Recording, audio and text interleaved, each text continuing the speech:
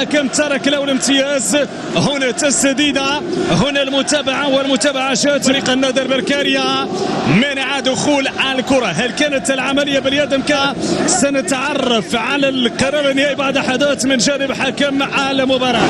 هذه اللقطة أشار من خلال الحكم بوجود ركلة جزاء مع بيطاق في وجه لاعب فريق النادر البركاريا. وتابع إعادة هذه اللقطة من زاوية أخرى.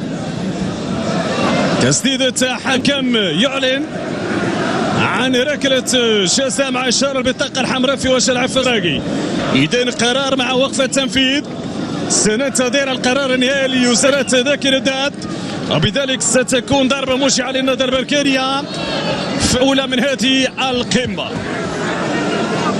إذن لا تدار استئناف الرجاء الرياضي يتحصل على ركلة جزاء.